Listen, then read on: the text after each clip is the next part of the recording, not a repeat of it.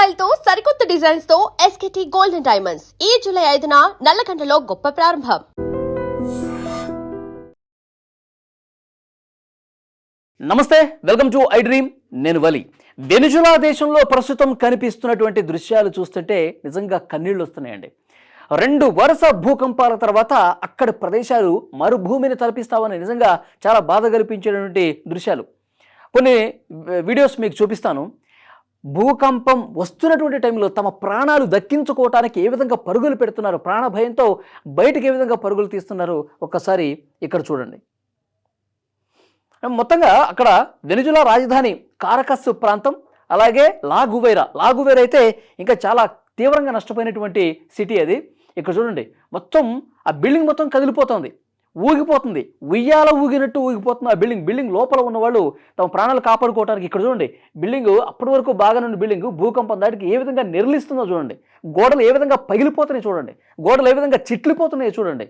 మొత్తం ఎక్కడికక్కడ పెచ్చులు, పైన స్లాబులు అన్నీ కూడా ఊడిపోయి బిల్డింగ్ మొత్తం కూడా అదిగోండి ఏ విధంగా షేక్ అయిపోతుందో చూడండి. ఇంకా చాలామంది వస్తూనే ఉన్నారు, పైన ఉన్నవాళ్ళు మెట్లు దిగి ఇదిగో ఇంకా ఇతను వస్తూనే ఉన్నాడు. బిల్డింగ్ ఏ విధంగా పడిపోతుందో చూడండి. ఇక్కడ చూసారా, బిల్డింగ్ అంత పెద్ద బిల్డింగు ఒక్కసారిగా నేల కూలిపోతే అందులో ఉన్నవాళ్ళు అసలు బతికే అవకాశం ఉందా? అసలు అందులో ఉన్నవాళ్ళు ప్రాణాలు దక్కించుకునే పరిస్థితి ఉందా? ఇక్కడ ఇతను బయట ఉన్నాడు చూడండి. ఇక్కడ బయట ఉన్న వ్యక్తి ప్రాణభయంతో ఏ విధంగా ఉరుకులు పరుగులు పెడుతున్నాడు చూడండి. ఇక బిల్డింగ్లో ఉన్న వాళ్ళ పరిస్థితి ఏంటి? మొత్తం చాలా వరకు బిల్డింగ్స్ అనేవి కొలాప్స్ అయిపోయినాయి. ఇక్కడ మీకు డ్రోన్ దృశ్యాలు చూస్తున్నాం. 2 భూకంపాల తర్వాత బిల్డింగ్లు పడిపోయిన తర్వాత డ్రోన్ దృశ్యం మీరు స్క్రీన్ మీద చూస్తూ ఉన్నారు. వరుసగా బిల్డింగ్లన్నీ పేక మెడలుగా 1, 2, 3, 4, 5, 6, 7, 8 వరుసగా అంత పెద్ద బిల్డింగ్లు. ఇందులో హోటల్స్ కూడా ఉన్నాయి, పెద్ద పెద్ద హైరైజ్ అపార్ట్మెంట్స్ ఉన్నాయి. ఇది చూడండి, ముందు స్విమ్మింగ్ పూల్స్ కనిపిస్తున్నాయంటే ఇవి high-rise apartments, hotels, star hotels అన్నీ కూడా ఈ విధంగా మెయిన్ సిటీలో కూలిపోయినటువంటి దృశ్యాలు మనకు కనిపిస్తూ ఉన్నాయి. చాలా బాధ కలుగుతున్నటువంటి దృశ్యాలు ఇవన్నీ చూస్తుంటే. మొత్తం రోడ్లు కూడా ఎక్కడికక్కడ పగుళ్ళు ఏర్పడిపోయి అటు ఎవరు కూడా ముందుకు కదలలేనటువంటి సిచ్యువేషన్ కనిపిస్తోంది. ఇలాంటి దృశ్యాలే కనిపిస్తున్నాయి. ముఖ్యంగా తీర ప్రాంత నగరం లాగువైరా, అందులో 250కి పైగా బిల్డింగ్స్ అనేవి నేలమట్టం అయిపోయినట్టు శిథిలాల్లో చిక్కున్నారు. ఇంకా ఇప్పటి వరకు అఫీషియల్గా అక్కడ ప్రభుత్వం ఇచ్చినటువంటి ఇన్ఫర్మేషన్, అక్కడ ఆరోగ్య శాఖ మంత్రి చెప్పింది 264 మంది చనిపోయారు, అఫీషియల్గా అనౌన్స్ చేశారు. 4300 మంది ప్రజలు వాళ్ళు తీవ్ర గాయాలతో ఆసుపత్రుల్లో చికిత్స పొందుతున్నారు. ఇంకొక భయంకరమైనటువంటి వార్త ఏంటంటే నిజంగా వినటానికే చాలా బాధ కలిగించే వార్త. 40,000 మంది వెనిజులా వాసులు ఎక్కడున్నారో తెలియట్లేదంట. 40,000 మంది వాళ్ళు నిజంగా బతుకుంటే బయటకు వచ్చేవాళ్ళు, అధికారులకి మేము బతుకున్నామని చెప్పి ఇన్ఫర్మేషన్ ఇచ్చేవాళ్ళు. కానీ 40,000 మంది జాడ 2 భూకంపాల తర్వాత తెలియటం లేదు అంటే సిచ్యువేషన్ చూడండి ఎంత ఘోరంగా ఉందో. మొత్తం ఆ సీసీ ఫుటేజీలు అన్నీ కూడా అప్పుడు ఆ సమయంలో రికార్డ్ అయినటువంటి దృశ్యాలన్నీ కూడా సోషల్ మీడియాలో ప్రస్తుతం కనిపిస్తూ ఉన్నాయి. నిజంగా 40,000 మంది అంటే చిన్న మాట కాదండి. ఇంకా మృతుల సంఖ్య పెరిగే అవకాశం ఉంది. ఎందుకంటే ఆ శిథిలాల దగ్గర వచ్చి రెస్క్యూ చేయడానికి కూడా చాలా ఇబ్బందికర పరిస్థితులు ఉన్నాయి. ఎందుకంటే పెద్ద పెద్ద బిల్డింగ్స్ పడిపోయినాయి కాబట్టి వాటిని పక్కకు తొలగించడం కావచ్చు, పెద్ద పెద్ద క్రేన్లు తీసుకొచ్చి వాళ్ళకి అక్కడ సహాయ కార్యక్రమాలు చేయడానికి కూడా చాలా ఇబ్బందికర పరిస్థితులు అయితే కనిపిస్తూ ఉన్నాయి. యాక్చువల్గా ఈ 2 భూకంపాలు వచ్చినప్పుడు అంటే యాక్చువల్గా గూగుల్ ఒక ప్రమాద హెచ్చరికను కూడా పంపించింది. ఎందుకంటే సెన్సార్స్ ఉంటాయి చాలా స్మార్ట్ ఫోన్స్కి.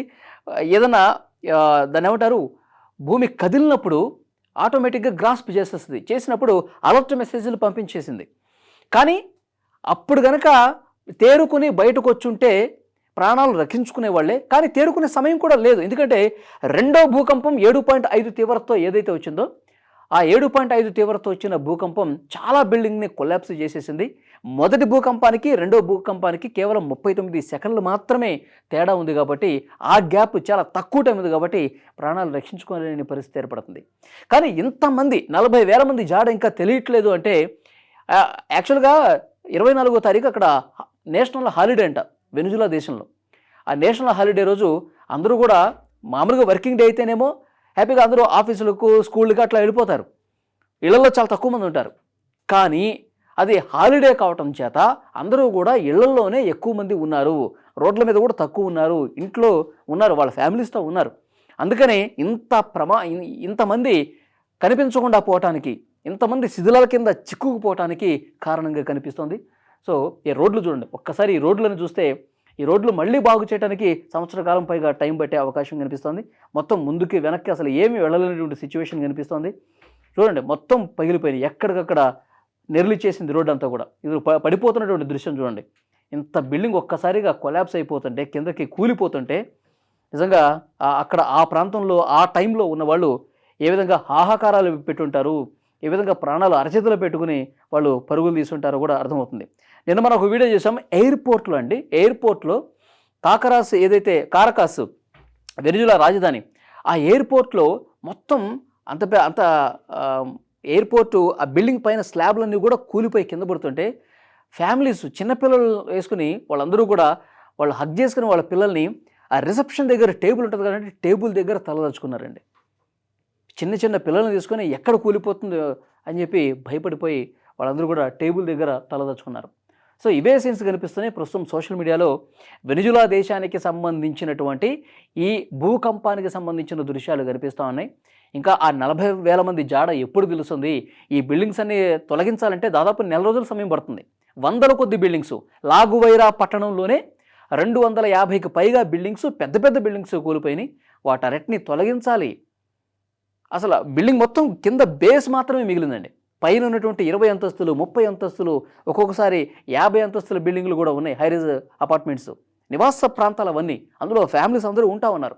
అవన్నీ కూడా కూలిపోయేసరికి పాపం చిన్నపిల్లలు ఎంతమంది ఉన్నారు, మహిళలు ఎంతమంది ఉన్నారు, ఈ లెక్క తీయడానికే కొన్ని వారాల సమయం పడుతుంది. అవన్నీ కూడా మొత్తం ఆ పెద్ద పెద్ద రాళ్ళు బండలు అన్నీ కూడా తొలగించి కింద ఎవరు కూరుకుపోయారో, ఇంకా కొన ఊపిరితో ఎవరైనా ఉన్నారా, రక్తమోడుతూ ఇంకా తీవ్ర గాయాలతో బతుకున్న వాళ్ళు ఎవరైనా ఉన్నారా, ఇవన్నీ రెస్క్యూ చేయడానికి, ఇదంతా చేయడానికి చాలా సమయం పట్టే అవకాశం కనిపిస్తుంది. ఆ దేశ అధ్యక్షురాలు డెల్సీ రోడ్రిగ్స్ కూడా ఒక క్లియర్ ప్రకటన చేశారు. ఏ క్షణంలో అయినా మళ్ళీ ప్రకంపనలు వచ్చే అవకాశం ఉంది, మీరు అందరూ అలర్ట్గా ఉండండి. అలాగే మీకు సంబంధించినటువంటి ఎవరైనా కనపడకపోతే అధికారులకి ఇన్ఫర్మేషన్ అందించండి అని చెప్తా ఉన్నారు.